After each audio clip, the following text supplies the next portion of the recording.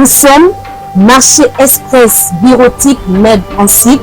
Nous vendons pour vous des matériels informatiques tels que les imprimantes, les photocopieuses, les produits consommables, les cartouches d'encre et tant d'autres.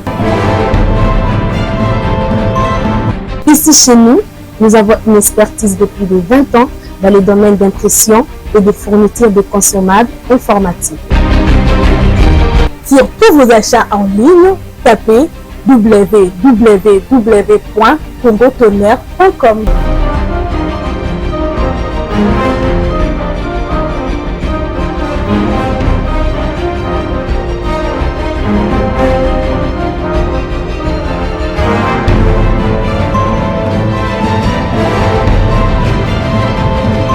Mais c'est vraiment un marché informatique.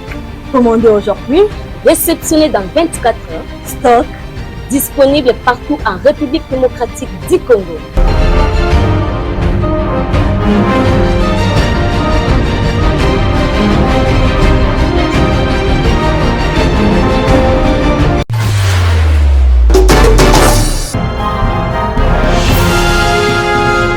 Konanga Congo, Centre de formation Africa a fongoli ba porte na ye po na moto nyonso oyo alingi ayekola tope azwa ba formation lokola ya informatique, langue, make-up, auto-école.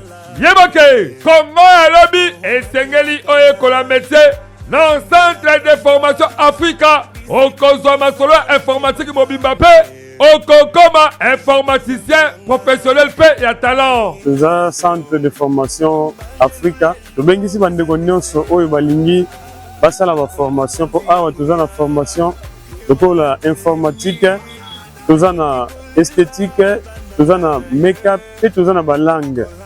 Na ba langue toujours na awa toujours na français pour améliorer français naie.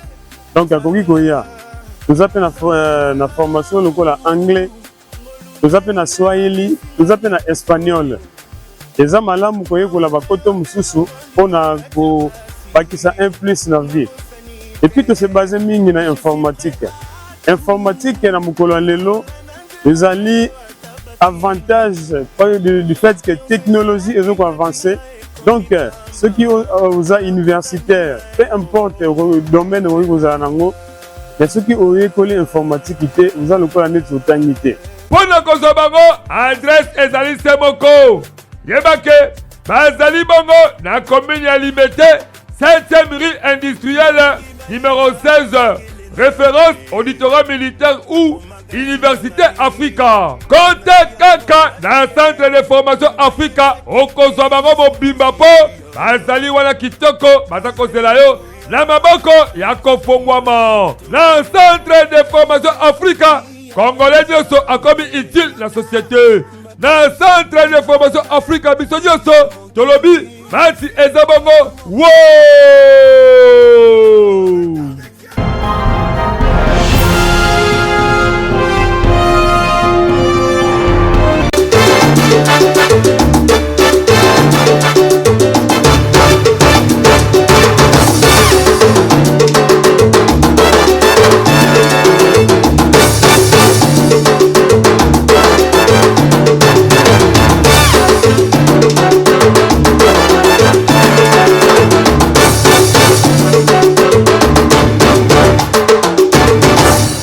République démocratique du Congo, ville, province de Kinshasa, Mbonda, Ekolo, magazine d'actualité, Mbote Congo, Kinshasa, Mbote Congo, Brazzaville, diaspora partout. Confiance et la fidélité pour Pesa Mbonda, Ekolo, édition Sikayango et Bandi avec impact na idéologie. Dans le cadre toujours de Luka, pour changer image, il y a Mboka Oyo, Mboka Tony ba politicien, Mboka Tony ba homme dédié, Tony ba pasteur, tout partout. Mais nani réellement atali ko luka mbongwana na kati ya mboka oyo lelo oyo kuluna ekoma nango normal injure finga mutu ekoma nango normal ofingi mutu obi n'importe quoi boma moto mboka oyo lelo oyo bosisa bakelasi na ba université même misala ezate osisi kelasi université bakomotambwisa mai mboka oyo lelo oyo Félix Tshisekedi Tshilombo est capable de kolobake à tout ça 5 bons collaborateurs. Mboka oyo lelo oyo et bien les politiciens bato soka misolo ko détourner ko yiba misolo à l'état na ba surfacturation au lieu et place que aluka akele ko bongisa ta province de ndenge de komwa benga lobike papa bondeko la lendewa merci ndenge oto beta lisolo qui quitte mais awa wasoki oyepe pa la biso ya lisala oko regretter soki oye na lisala oko regretter toyebi te soki mabenini oyo le fait Maréchal Mobutu asala na mboka o pour que le oyo ville lisala ezala dans les oubliettes lisala ezala abandonné complètement mais soki hôtel ka gouvernement okomona ke ezala ba leader ebele politico administratif bana ya lisala bana ya Grand Équateur bazawana na ebité c'est qu'avec un bâton magique le chef de l'État fait ce qu'il dit, il fallait assez bas pour abeta pour que Grand Équateur ait changé. Bozala ebele, Bagi Luandomboyo, Jean-Pierre Bemba, Oazalelo Oyona, ministère ya aussi fonction publique.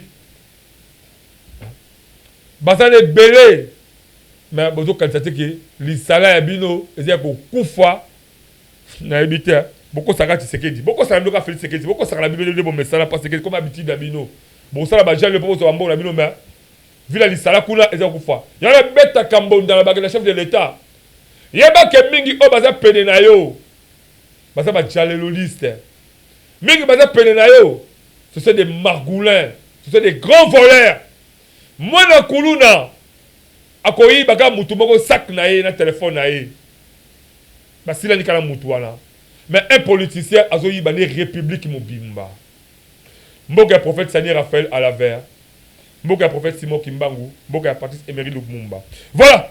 Édition Sikangwe bane avec un pack d'idéologie derrière les caméras. Héros dans l'ombre. Là, je vois. Il y a la présence de Montréal. Christian Mouchek à qui je dis bonjour et pourquoi pas. Naïe Moko. Ingénieur Igrid Mateta, Oza au four et au moulin pour que vous soyez avec un pacte d'idéologie. Sans oublier, il y a encore une grande dame, Oza Sukolakatia, Cercle Monekolo, Madame Sarah Toubangi Sande Assim Masolo avec un pacte d'idéologie. Sans oublier Benjamin Kilunga et aussi de l'autre côté, Monamboka Wilfried Samba. Édition Lelo, Boye Biango. Ah, ngaya lende wa mboko sezo pela moto tukutala ngondenge nini Joseph Kabila Kabange kuna aza déjà sanctionné makasi aba zo so akwela mboko yo boloko akufa nala mwana mboka patro suka les défenseurs de la République abaka lugwe ada so pour des défenseurs ya pouvoir de la République patro suka boni santé calme na modan Zambia bikolo bende le kana lipeka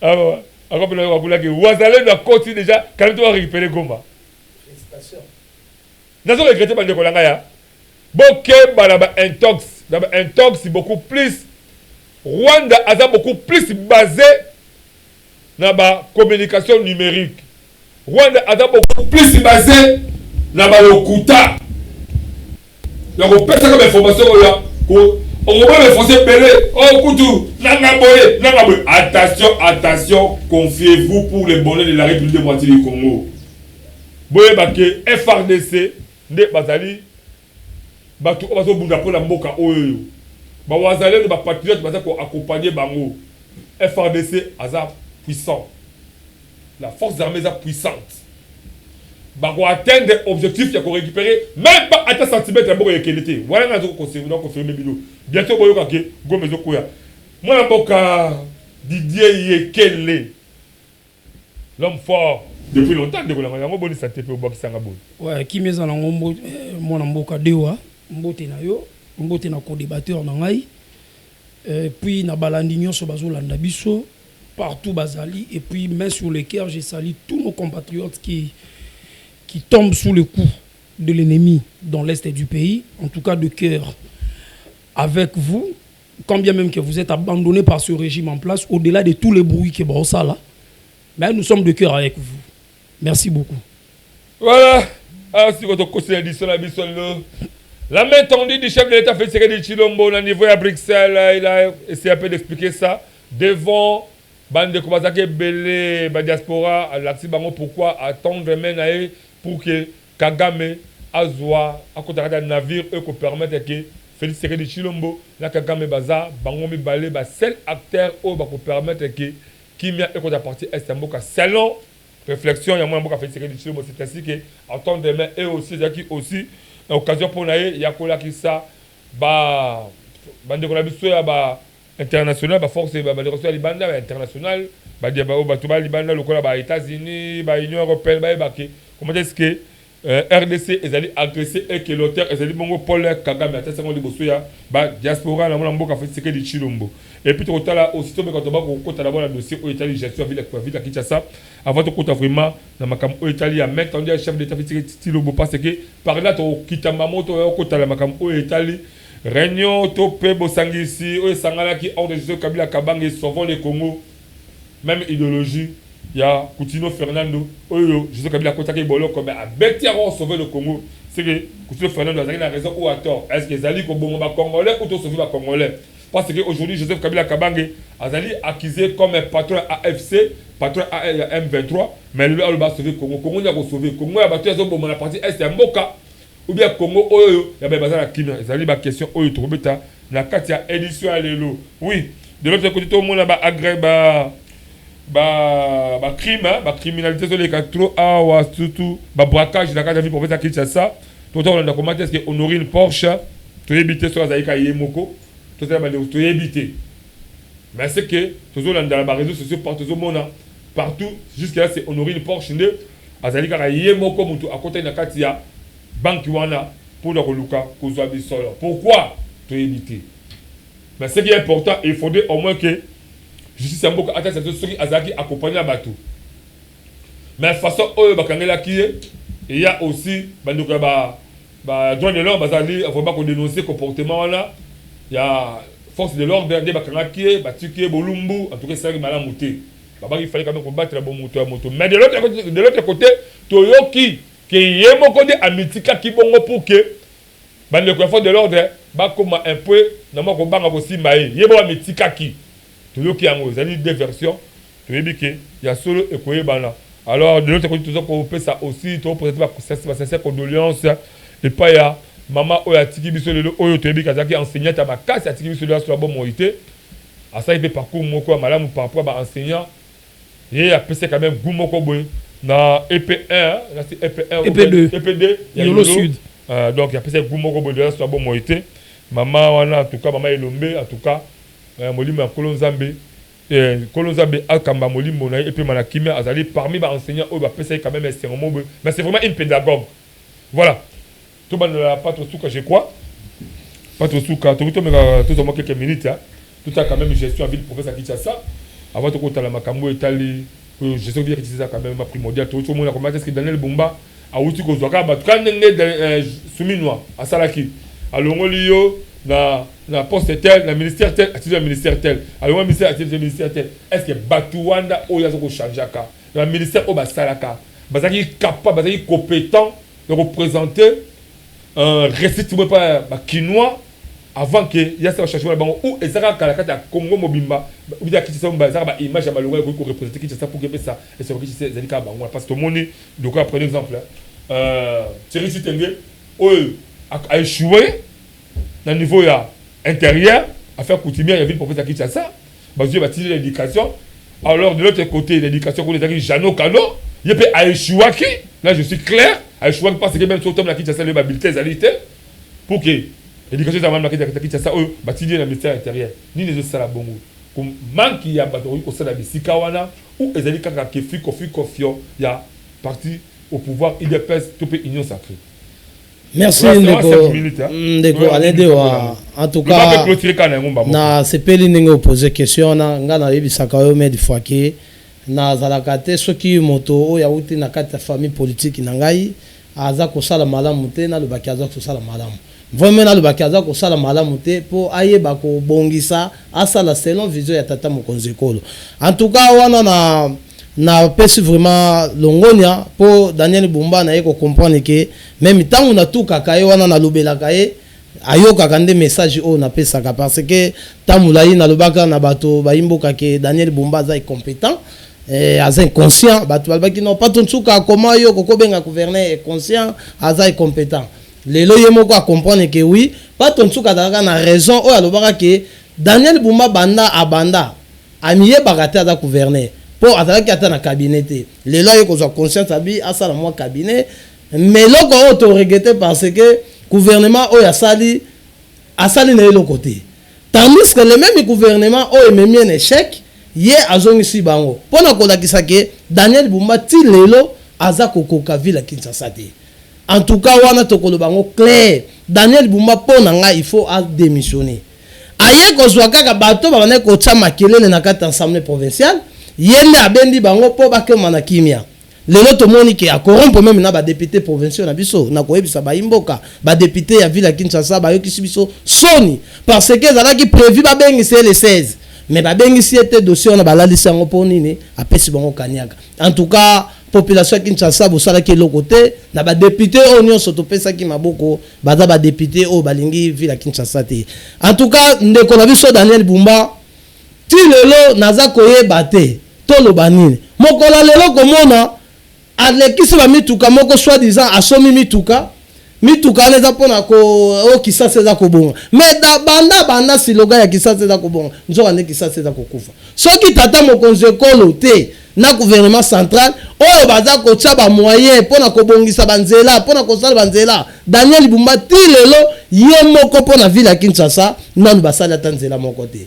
Tokolo ba exemple o tokopesa tozalaka na mwana mboka eza Daniel Bumba te la gouvernement central mutaza kosala yango na lobi eza ya yete tomoni eloko biso toza koloba punition o ndeko Gentini Ngobila tikela ye tomona ka ba imboka balelaka babike no lelo zando bakanga zando boy mais mwana mboka Gentini Ngobila abunani pona kosala zando wana atiki ba travaux ya mikie o Daniel Bumba ba pesi exercice ya muke pa Ngobila sini saka kazambo wana poto yokaki déjà mwana mboka Ngobila vake na lobaka ke na décembre toko inaugurer zando wana mais Daniel Bumba banda kotiti lelo zando funga makate ba mama baza konyokama koteka na babalabala yebe mota liboso kotinda bato kopanzaka ba mama na yebisaka otango tozalaka na rentrée scolaire soki azalaka maluba na ngate me ba mama bana koteka te changu ba mona ka passe mais tango pato nsuka na lekani na beleli attaque défenseur na défendre ba mama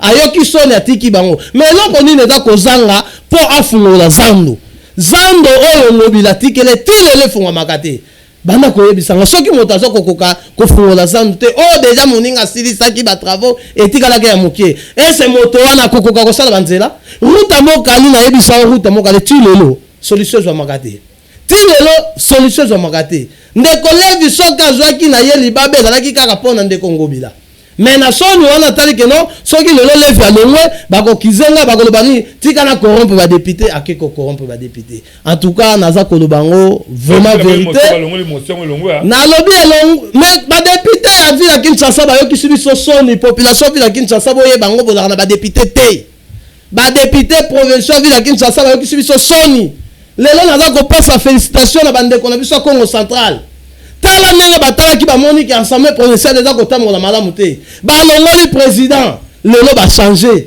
ensemble provinciale ya Congo central normal pe mikolo eza kokende awa naza koyebisa baza déterminé bayebi ke grâce ya aza incompétent grâce ya lelo bainsécurité na Congo central baza kokende mpe kokwesa ye mpo bachange gouverner mais ville ya Kinshasa oyo ezali mpena nga nalobaka ke mboka ya bakrane mboka bayanke mais lelo tozwi badepute oyo bayokisi biso soni nayebi te soki ville ya Kinshasa bokoloba nini badepute provinciaux.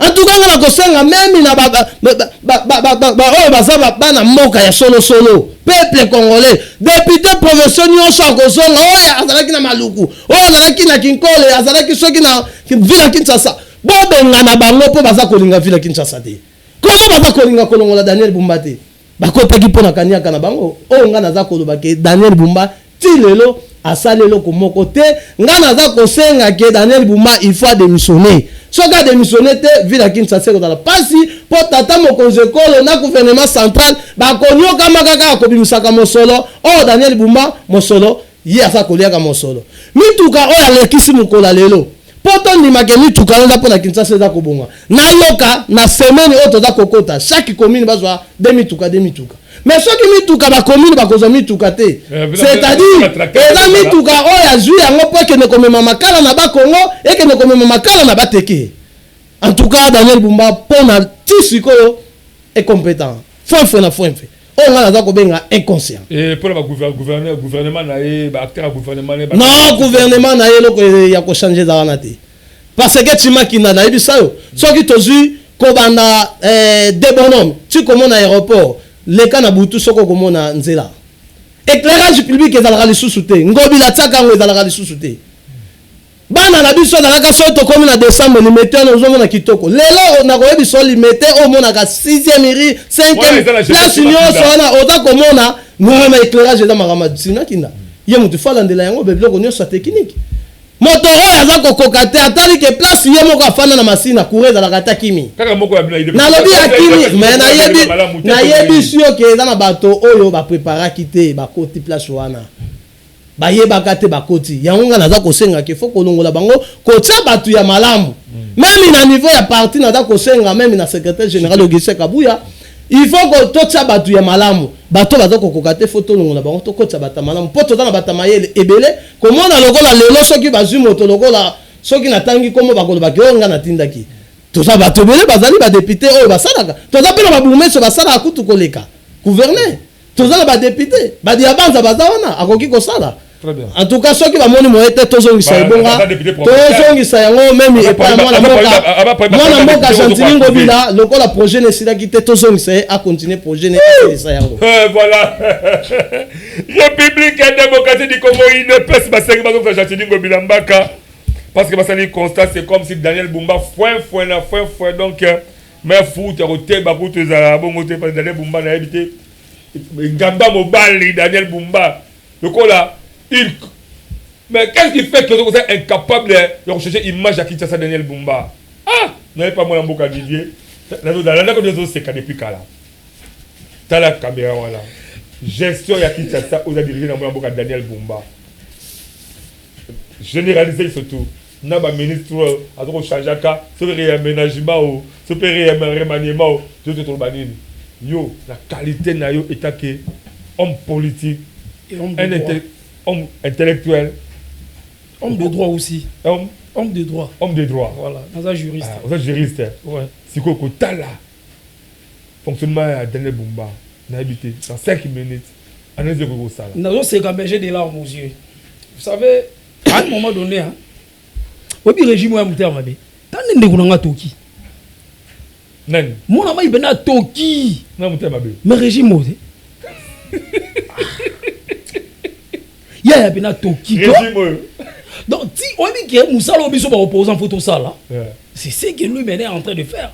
Non, et là, Robo Sanaïza que Biso Tolobaka IDPS au pouvoir toujours dans l'opposition. Toujours contrôler. Ça n'existe pas dans notre système.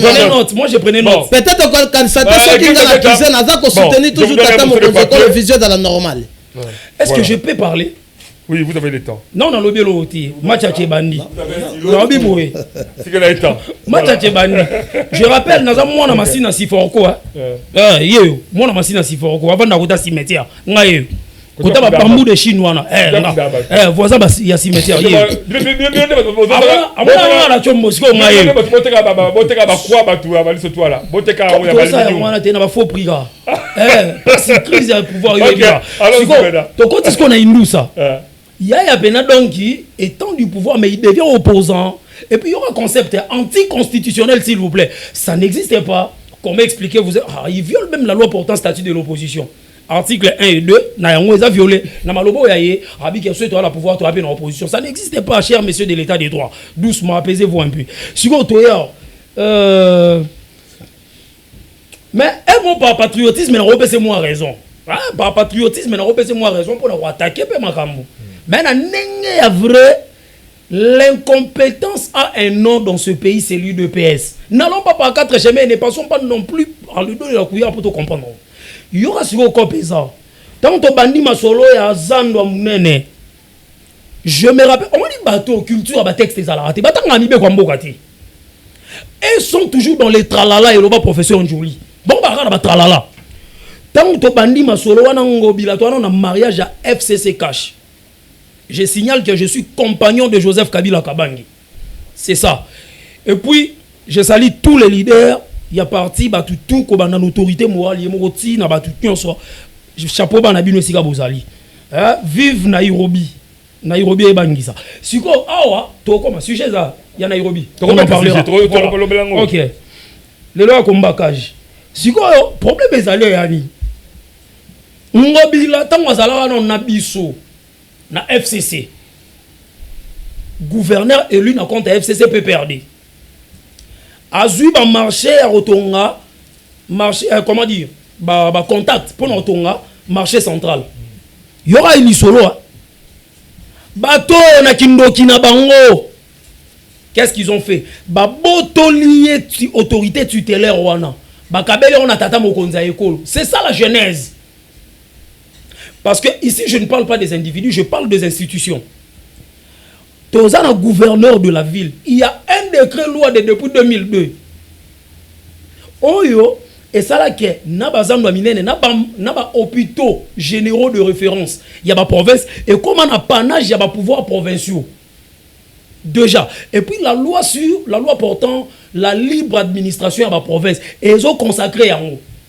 Mais fort malheureusement, on a déjà le nabango, pesi on a tata mokonzi ya ekolo. Wana eza premier volet. Pesi on a tata mokonzi ya ekolo. Parce passivement ou activement, to recoller en haut na gouverneur, ton na président de la République.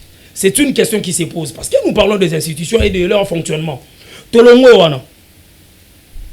Attention, ezape na ba domaine mususu conformément à l'article 198 de la Constitution. On va changer mes bâtons à côté. Oh, parti moi paradoxe. Donc ils veulent changer quelque chose qu'ils ne lisent pas. Article 198 il y a Constitution le biboui. Et ça n'a pas domaine mususu et relevé dans pouvoir central et ça n'a pas domaine mususu relevé dans compétence et pouvoir provincial. Mususu peut pas ça en association et le pouvoir central et le pouvoir provincial. Bakoki ko ça là yango. Maintenant ici la question qui se pose comme Daniel Ngobila accueilli conformément au principe de continuité de l'État. Il fallait Boumbasa Nini à la inauguration. En quoi c'est que mon co-débatteur vient de dire. Maintenant, je me pose la question.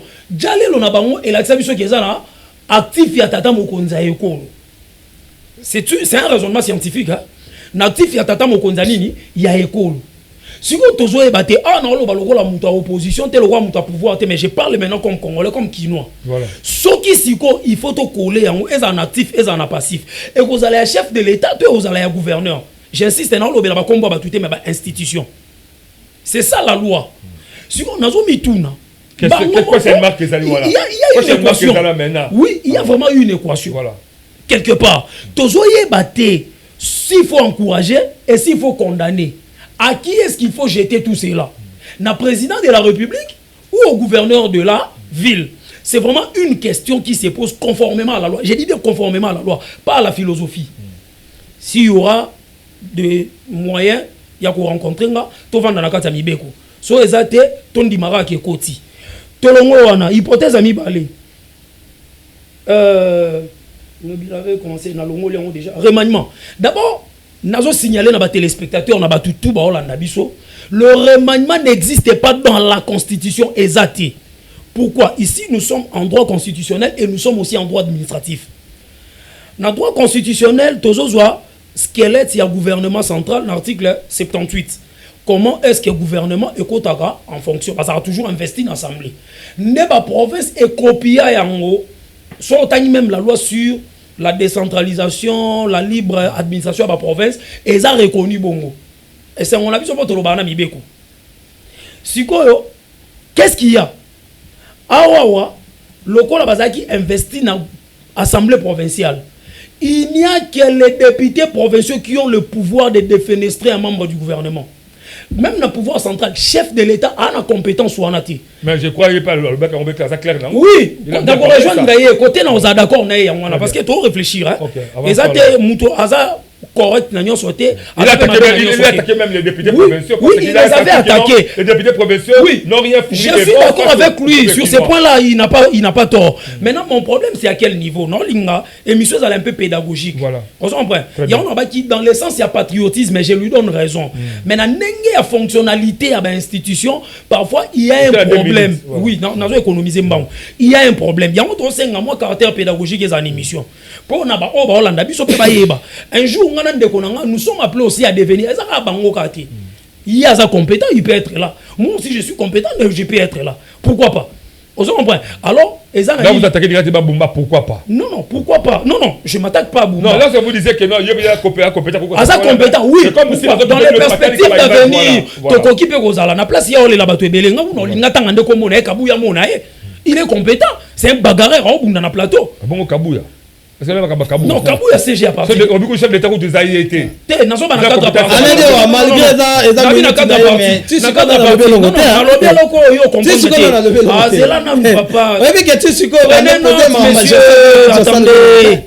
moi je parle avec monsieur qui me dérange.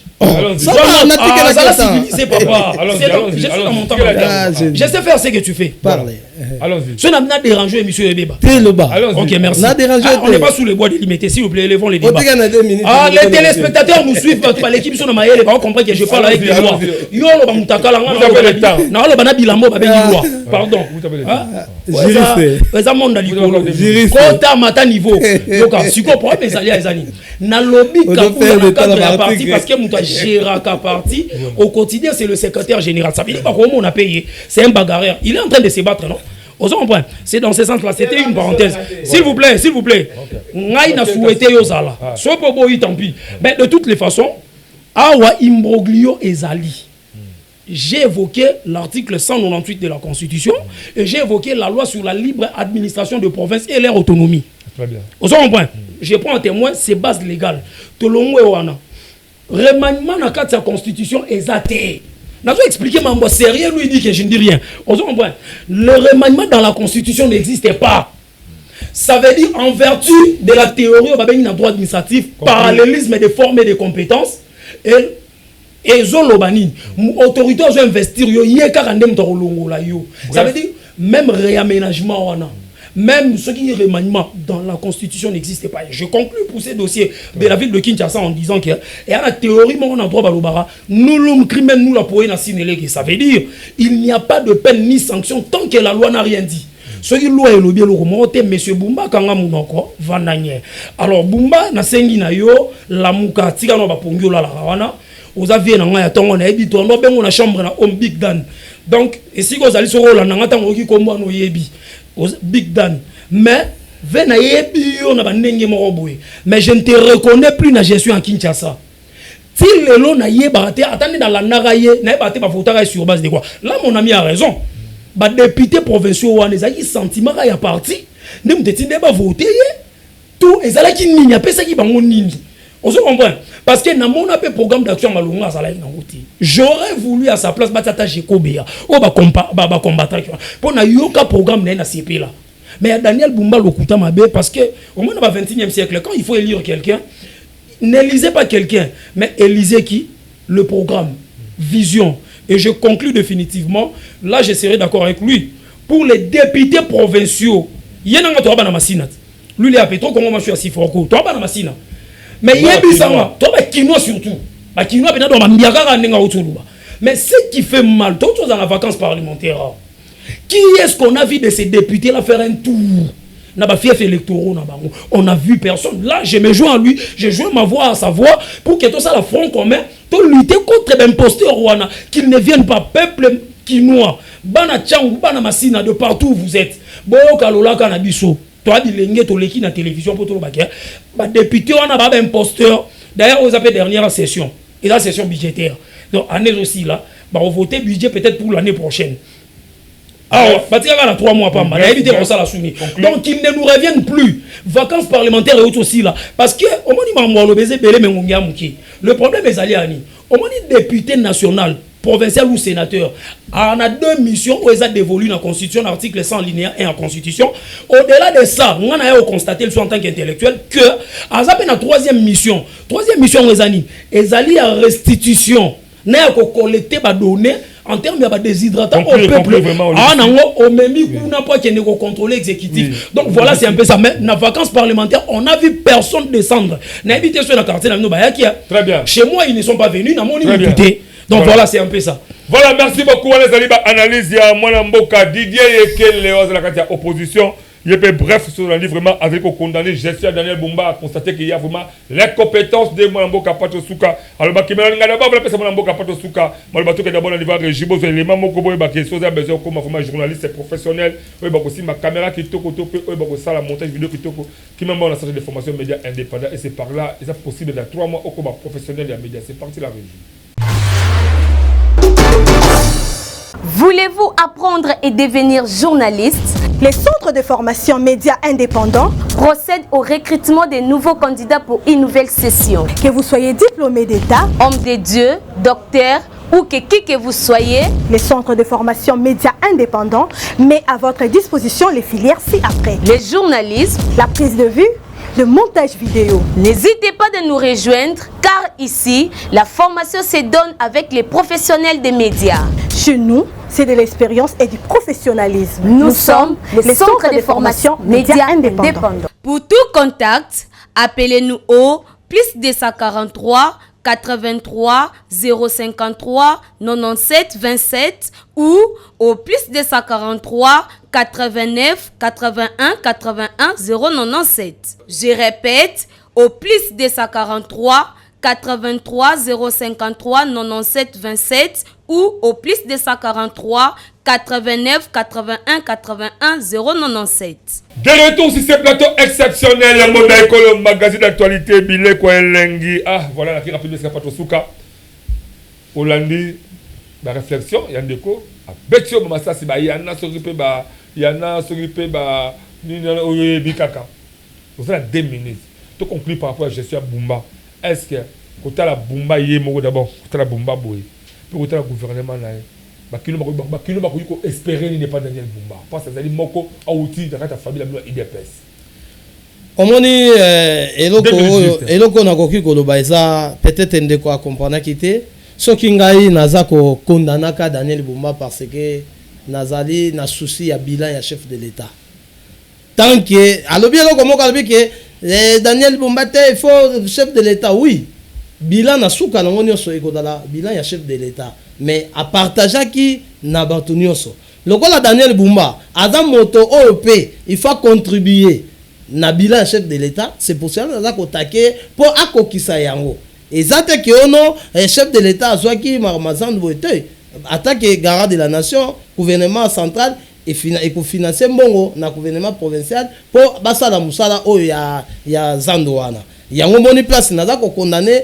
Daniel Bumba naza ko la musaye soka zoko kate po ba koti sa jouer ya solo oyo akoya po akene na visa tata mokonze kolo oui tata mokonze kolo na suka nango bilana ezala positive ndenge biso toza kolinga na sens wana pona ndeko na biso Daniel Bumba o naza ko ba vraiment aza na courage soka moni ke ezosimba te a démissionné atika vraiment et là on peut naza ko senga la ba député d'abord naza biso na confiance na bilote ba député provinciaux na naza ko senga kaka attendre ko naza ko tsuba ba biloko ya construction mais nga nazo senga siko na peuple congolais faut to telema to pesa tata mokonzi makasi to kende to changer bisika o balobaka ke député provinciaux il faut voter gouverneur to pesa pouvoir on na tata mokonzi kolo abana ko nommer parce que ça a comme ko nommer soki moto akoki te akolongole essentiel moto wana akota na vision po bila ezala normal eloko nakoki koloba yango wana. Très bien, là la Moïse Pato Souka pour la conclusion de la série que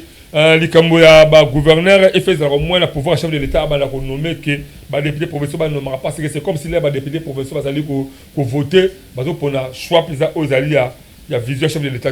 Moi, je vais dire qu'il a accordé pour que tu conclues par rapport à merci. Et aussi la vision de chef de l'État, il y a beaucoup de députés qui vont voter. Et aussi, Mbaté, dans la deuxième partie à 2 minutes. Et aussi, Mbaté dans le sens. Parce que parmi les 8 matières verrouillées dans la Constitution, l'article 228, forme de l'État. Makambo est dans la carte. On déverrouille à monter. Exactement. Mais peuple mutasala kama kamunyoso. Peuple na sengi na peuple ne ba pesa pouvoir wana. Peuple a gondi soka ndimi yango ba ko changer yango papa. Mon frère. Et ça yote? C'est la science. Et ça ngana peuple ne za président depuis songa na sengi na peuple ne. Apaisez-vous. Toko kele na nzela le président. Pour le temps ngolelo ko wana. Apaisez-vous. Apaisez-vous. Vous avez 2 minutes encore. Na bandeli. Ngolelo ko wana. Nazoloba notion de droit constitutionnel. Vous comprenez? Le problème dans la constitutionnaliste n'est pas le mal avec l'UDPS, la science n'a pas son droit de citer là-bas dedans. Vous comprenez? On va l'innation volonté n'a pas remplacé Mibeko. Attendez, monsieur de l'état des droits, j'ai la parole. Un peu de discipline sur le plateau prestigieux comme ça, pardon. Élevons le niveau. Le problème est allé à Ezani, pardon. Toi, na sans état limité, pardon. Le problème est Ezani. Nazoloba bien awa. Sur l'article 220, il y a constitution, oui. Asumuki. Dans le lobby qui est peuple né. Oui, au sein du peuple dans référendum. Mais dites-moi, parmi les mécanismes, le lobby a bien la constitution est clair. Parce que awa, tu as des notions. Tu as une notion constituant originaire, na constituant dérivé. Le peuple congolais, prenez note comment? Le peuple congolais lui-même s'était refusé le droit de se passer pour un constituant dérivé. En verrouillant. Et puis, dans le droit constitutionnel général pire, ceux qui vont verrouiller et qu'on déverrouiller ce qui a été verrouillé, ça va provoquer ce qu'on appelle les effets cliqués. Tokangi Liboki, dans la prochaine émission, na Sengi, Kouloutudewa, organiser une émission bien élaborée sur Makambo. Et ça, on va piquer calmement, calme-toi sur question. Calmement. Pour que Baïmboka et Belon Baolanda puissent comprendre que moi je ne pense pas que c'est un problème de loi qui se pose dans ce pays. Nous avons un problème d'hommes. Mais l'Assemblée provinciale, on a un gouvernement provincial. Sous Kabila, ça n'a pas posé de problème. Et puis Ami Balé, gouverneur de la ville, pour qui dans la première partie, il y a 2 minutes, si je condamne le gouverneur, c'est parce que je suis soucié du bilan du chef de l'État. Comment le bilan du gouverneur sera lié à celui du chef de l'État? Dans l'entretien qu'on a décentralisation et à pouvoir. Et monsieur le gouverneur n'a jamais été nommé. Il a été élu sur base d'un programme. Parce que on a décentralisation et à pouvoir, noter ça. On a pas dans le bien noté. Nassure Koti. Donc toi avancez, merci. Nassure Koti. Donc non on a opoboy. Donc on a décentralisation. Je suis dans maman monsieur de Kabouya. Pas comprendre noter ba biloko soloba. C'est que même la constitution to le bana. Pour les cas, to tenaka na nzela le faire. Ba tu ba kema ki pour voter. Non, qui vient encore. Qui te sont enseignants, ils ont même ba théorie. Peuple congolais, oh, exactement. Mais il y a eu ça qui est tentant. Oh là là. Alors, comment on a ma constitution? Constitution, na la vie constitution. Na yango. Et ça là qui peuple né, Assamine,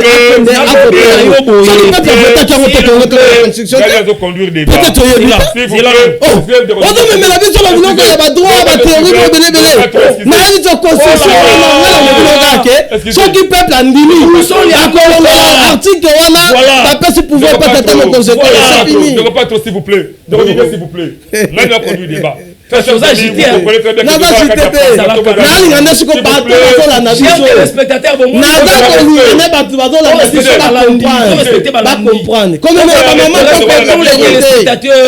perd l'état pour rien. On perd l'état pour rien.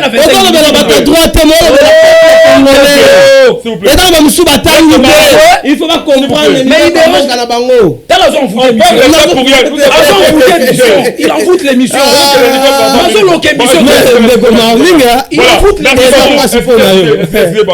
Voilà, très chers amis, votre compagne de débat, moi, j'allais purement. Il y a pas tous les cas de dimanche, vous avez l'activité de la Fondation Jonathan Sango, vous avez la commune de Ngaba. Fondation Jonathan Sango, vous avez dit, toi, la sport publicité, parce que mon Dieu sera dans la Kouda et vous avez un contact avec la Fondation Jonathan pour le la balle. C'est parti la régie.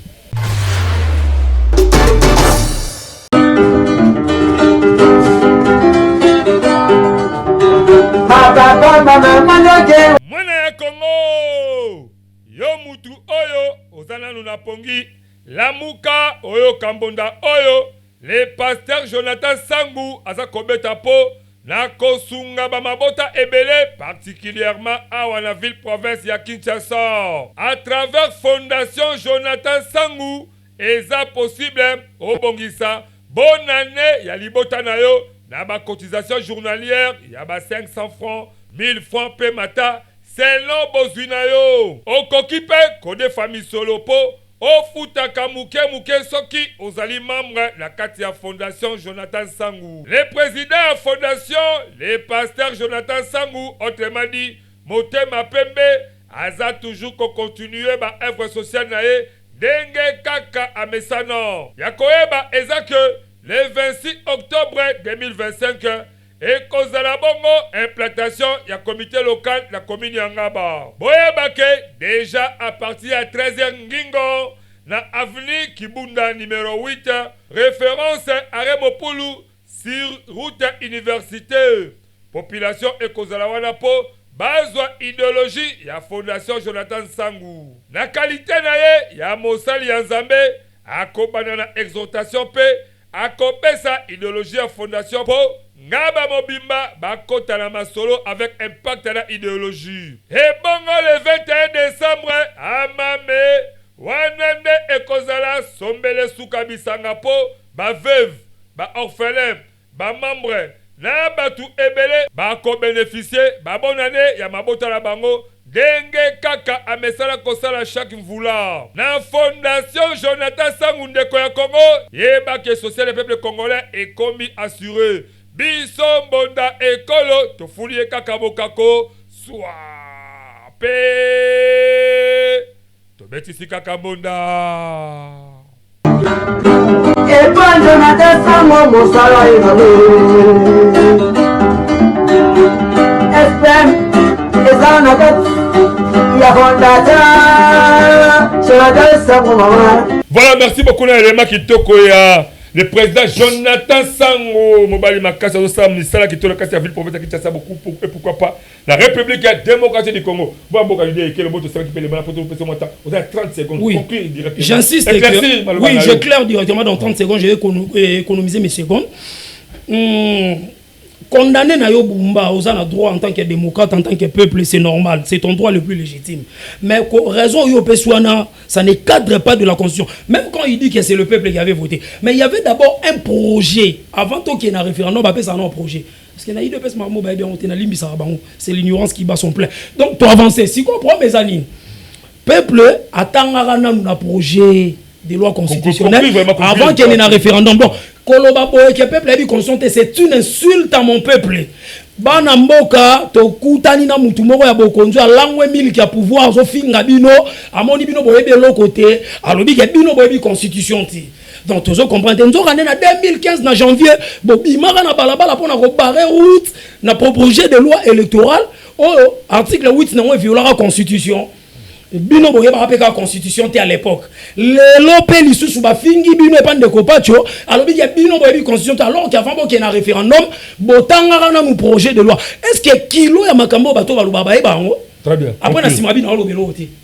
Voilà, merci beaucoup. Peuple bozana bozali pouvoir za bino peuple. Merci. Pouvoir za peuple. Bolandi mon amboka l'idée ekele bon pe mon amboka patro suka a rapport à au étali gestion de Bumba mais je crois la bango bi balé incompétence dans bango bango balé bato ko accuser toujours incompétence à Daniel Bumba OK azo ça va mettre betal sur sous-ciment mais pour la mukola le auto constitué sikoyo to que tu as deuxième sujet pour créer sujet comme moko de bango le de ça annoncé qu'il déjà on est censé il y a beaucoup de sujet. Tout le monde qui chef de l'État fait tirer le beaucoup dans niveau à Bruxelles, mais tendu et pas homologue les Kagame pour que Maluka entre bon balé bâtir Kimia la Katia partie SRB du Brésil du Congo, peut de l'autre côté tout le monde combat est-ce que Joseph Kabila Kabangé bah ça mène pour la sauvant le Congo. Joseph Kabila Kabangé oyo pouvoir en place et ça quoi acquisé patron il y a des rebelles bref patron des rebelles AFC M23 ça des autres bon Congolais la partie Est Amboka le haut a créé sauvant le Congo. Est-ce réellement c'est-à-dire que bon ma Congolais tout ça qu'on sauver Congolais idéologie autrement continuer faire dans le baka yango peut je Kabila comme ça kai. Mais tout le monde yango c'est un de maka s'il vous plaît. N'avez pas de souka. N'avez pas d'idée. Plutôt 5 minutes. Président Joseph président fait tout le monde attendre mais pour la relukake Nanga munde konda banda. Nanga nde kwa banda. Sikoyo. Pona bien au Conseil congolais.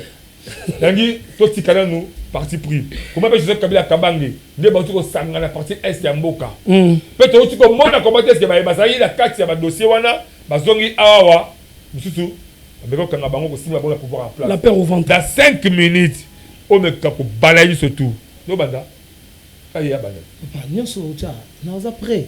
Ngarangi ya banda. Bon, la télé n'a pas de pas Tsuka, défenseur à pouvoir, défenseur à la République. Kotala Joseph Kabila Kabange. Abeta so ba chuki. Kotala, débat de Wauta na Ruba Seti kuni ba yake bakangi ba mona l'état congolais. Kotala, mettre des chefs d'état na Bruxelles dans tout la sobi au balai tout dans 5 minutes. Analyse au ça réfléchir nini.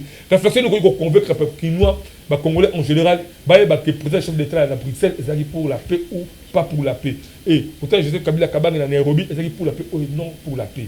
Dans la caméra on a mis pour réfléchir pendant 5 minutes.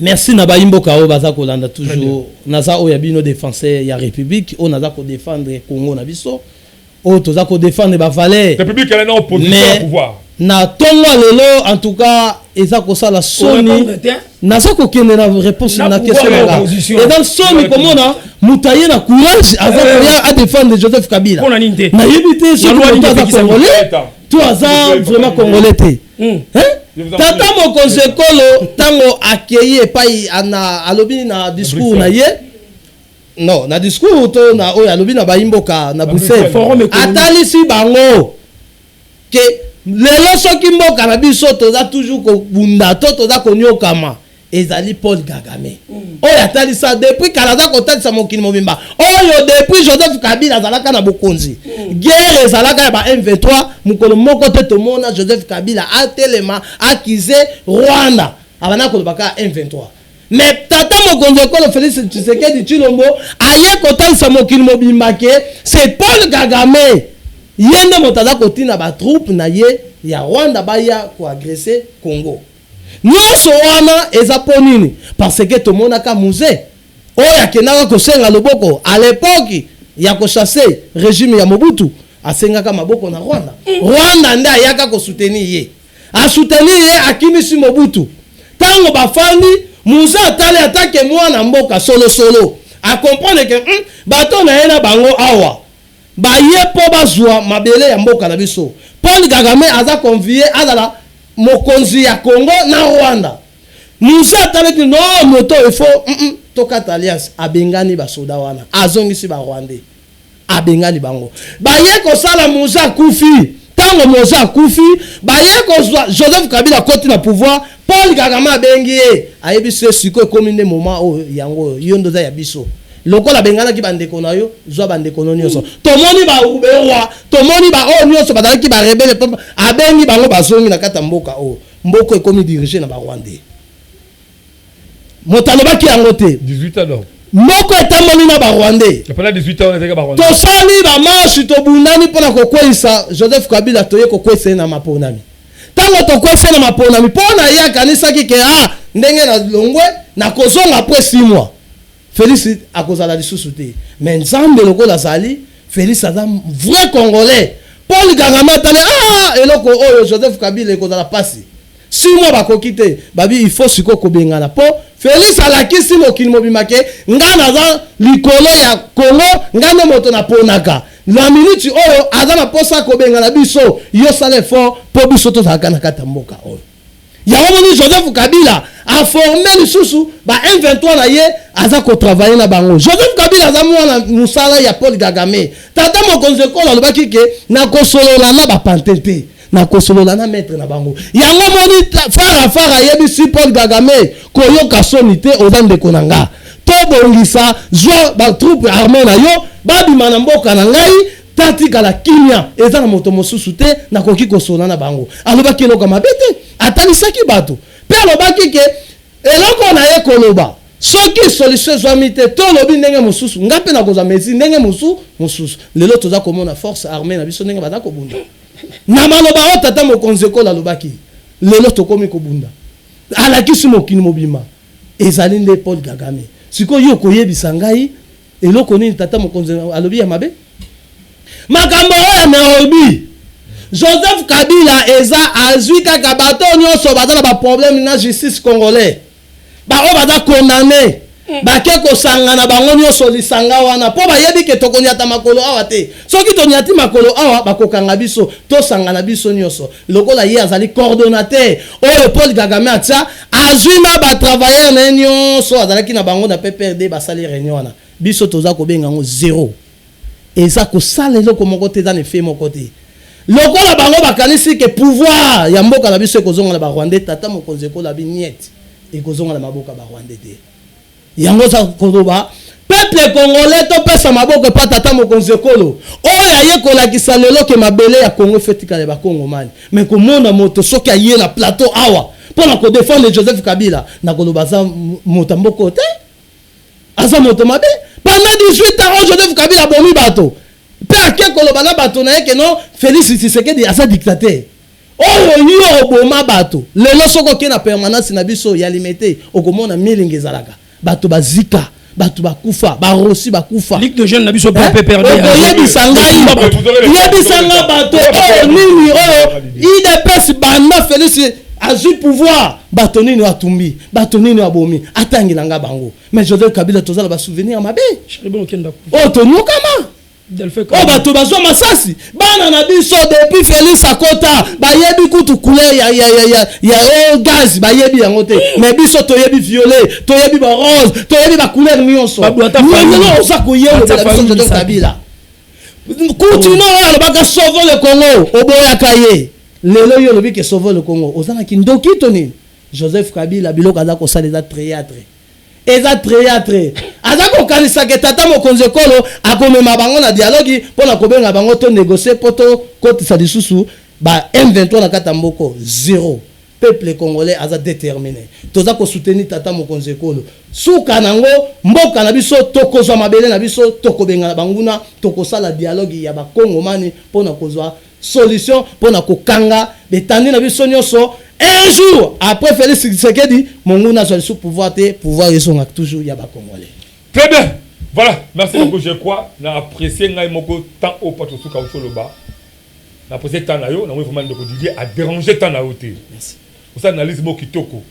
Alors, n'allez pas mon boka Didier. N'allez pas tirer les pétants. Vous avez encore votre 5 minutes. Un rapport, il y a Joseph Kabila Kabange na Nairobi. Un rapport là-bas sur dossier monsieur. Un rapport il y a processus sur d'autres ça na Doha. Nous, en tout cas, pour le cas, on tient qui bien la partie est et Amboka. Un rapport, il y a mettre des chefs de l'État face à Kagame pour que tout le Kaka. C'est tali mettre des chefs de l'État. Au tali Nairobi, au tali Doha. Tout ça, c'est comme tout le Kaka, tout créé Kaka. Kimia, la partie est Amboka. Yo, en qualité, un vrai Congolais. Moi, Amboka, Joseph Kabila, dirigeant qui m'a pendant 18 ans, il a condamné à mort. Moi, Taponio, il a condamné. Dans Moïbia, il y a beaucoup de choses qui yebi. Dans mon document, il y a Kati. Basé na Kati à circuit, voilà. Est-ce réellement sauvons le Congo ou tuons le Congo? Mettre des chefs de l'État, vous allez pour le Luka, tout dénoncer sur Kagame ou tout dénoncer. C'est la caméra, réfléchir. Merci. Avant de répondre, ça fait combien de temps il est en politique? Tout est langaï. On m'a dit qu'il y a combien de temps? Merci. Mais je pense qu'il y a 48 heures depuis qu'il s'intéresse de la politique. Abandi politique à la tête.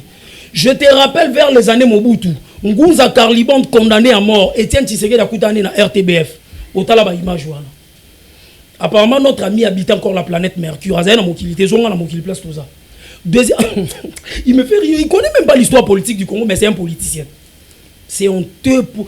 Je comprends à l'UDPS s'il n'y a pas d'école du parti. Et ça l'a raté. Pour être derrière Kabila, ce n'est pas être congolais. C'est vraiment aberrant. Même moi, dans ma maternelle, à quoi réfléchir. Bon, permettez-moi de le dire. Nous sommes dans un débat. À qualifier du soir ou qualifier, nous assumons. Monsieur, Joseph Kabila a fait appel aux Rwandais, notamment au Roubaix-Roi. Je te rappelle la petite histoire. Peut-être beaucoup de idéologie. Etienne Tshisekedi Wamoulouma, nous sommes en juin 2002. Je donne deux dates. Juin 2002. Il est allé à Kisangani 2 fois, alors sous occupation de rebelles. Là, il n'était pas rebelle. Brrr, Bakenda na Valentin Moubake va te oyebi yango mo salon encore. Pour na ko mona kindoki mo kanga bato IDPS. Ça c'est de la sorcellerie au grand jour. Ils doivent quitter la sorcellerie ces gens. Etienne Tshisekedi avait passé des troupes en revue. Viorier Doza, journaliste et historien du passé et du présent. Il avait passé des troupes en revue au Rwanda, à Kigali. Chose que Joseph Kabila n'a jamais faite. Mais Etienne Tshisekedi, leur Dieu, l'avait fait.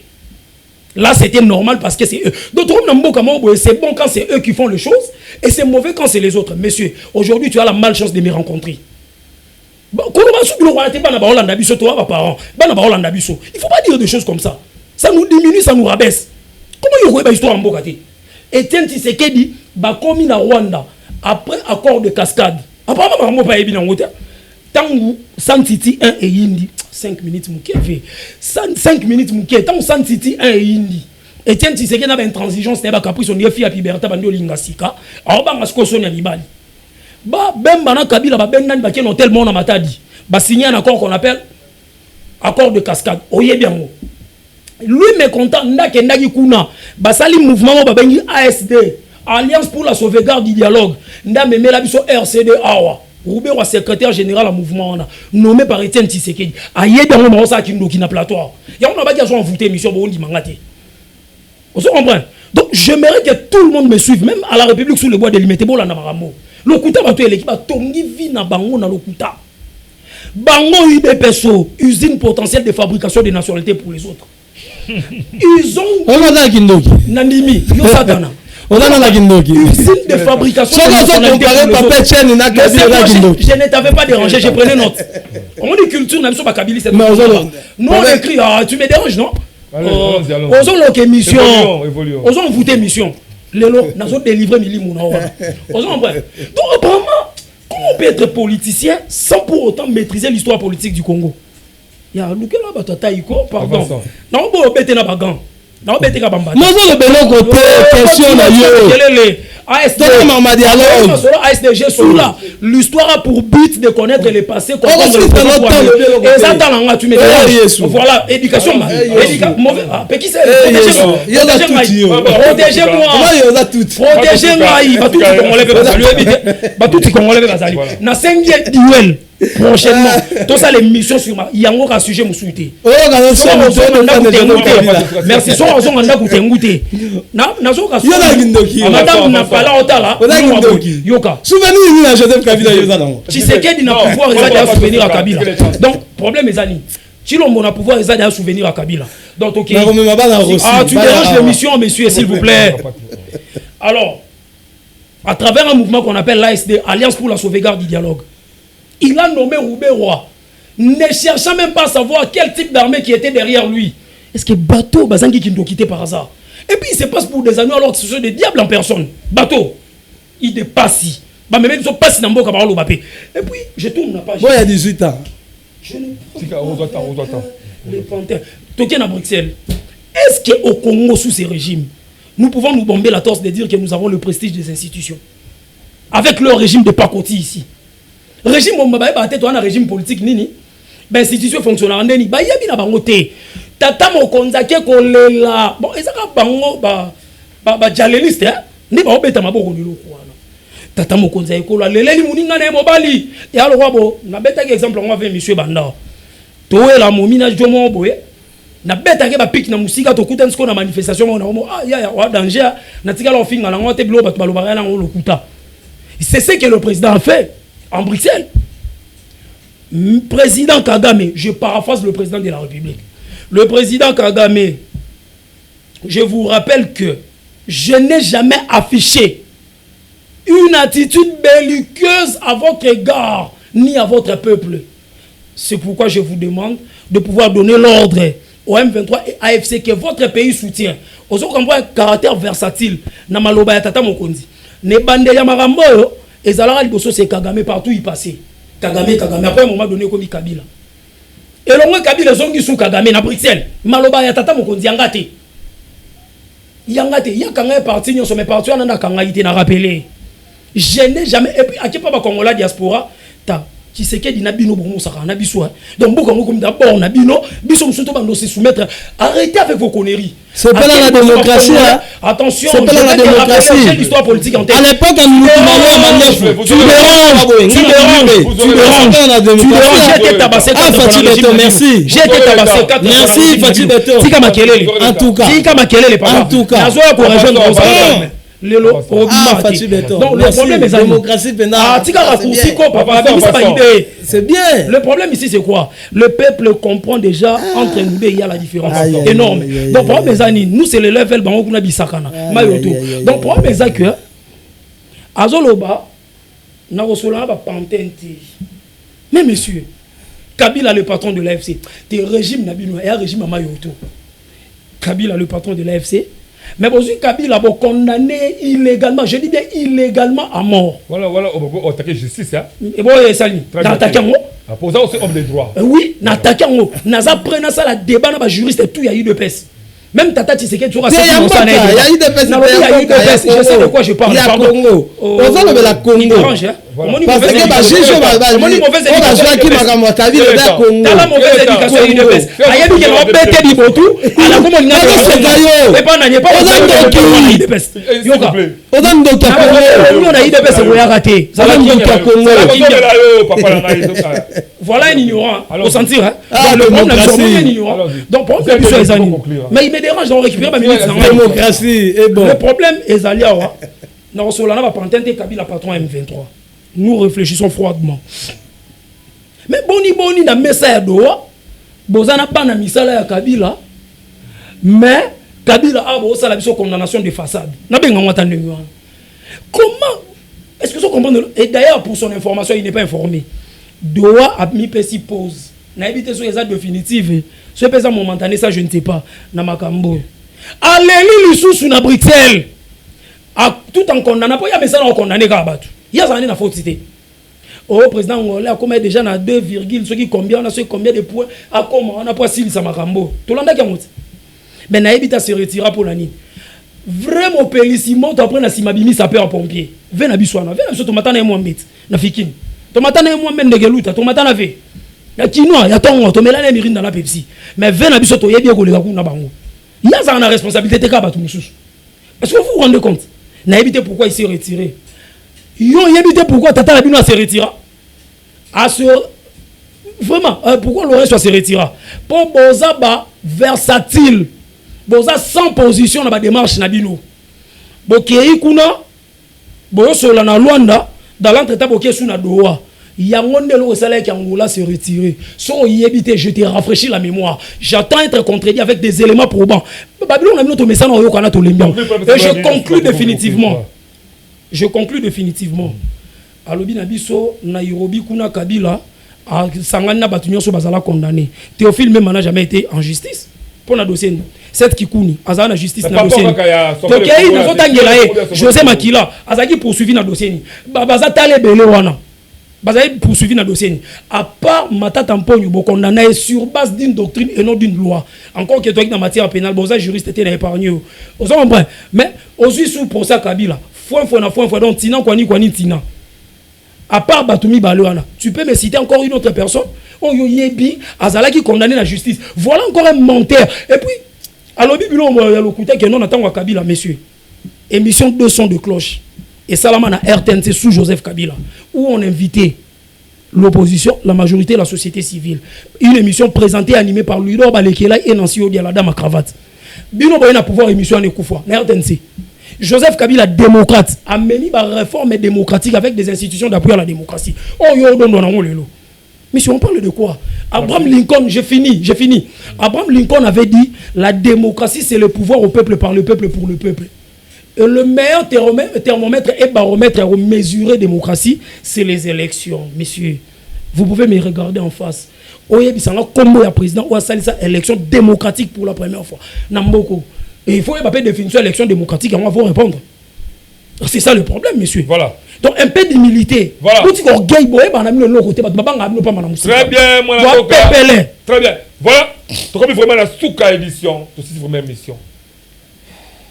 La caméra voilà tout de suite aussi ça la sujet parfois même c'est trahir biso na sengi émission tozongi la ngo tozongi émission 10 sujet secondes oyo ya Nairobi na Kabila o pakola mwa bere na bandeko 10 secondes pakola ka bere. Merci na koloba omoni peuple congolais émission ya tonga lelo na yambaki satana oyo ayaki satana oyo ayaki oyo alingi mboka na biso eza na ba Rwandais to yambaki to zalaki na awa mais loko za ko sala passe za nini tata mokonzi kolo bokita bo mata bayimboka botsa maboko bofunga ye dialogue toko kende te to sengi ngo pete Joseph Kabila souci na bango dialogue toko kende te. Merci beaucoup. Voilà, moi mboka 10 secondes. 10 secondes. Merci mon mboka dewa pour l'émission Kitoko. En tout cas la CPL fort ngande débat. Alors, le problème est allé Joseph Kabila a le seul alternative pour la mboka. Et le seul qui peut contrer Félix Tshisekedi c'est Joseph Kabila. Il y a un moni babandi ko luke ba problème depuis tito comme place to komi. Alors, bana mboka bino moko boyebi. Et on va venir en Nico Faye. Et d'ailleurs, je chute. Nous avons chuté dans le dossier mon corps. On m'a dit gouvernement, nous avons reversé comme information, va débourser 15 millions de dollars pour un forum économique dans les États-Unis et où il y a un trésor public sans être aligné dans la ligne budgétaire. On a 15 millions de soi-disant 200 personnes signer partenariat. Mais avant, c'est la 400 signer à donc, essaye erreur.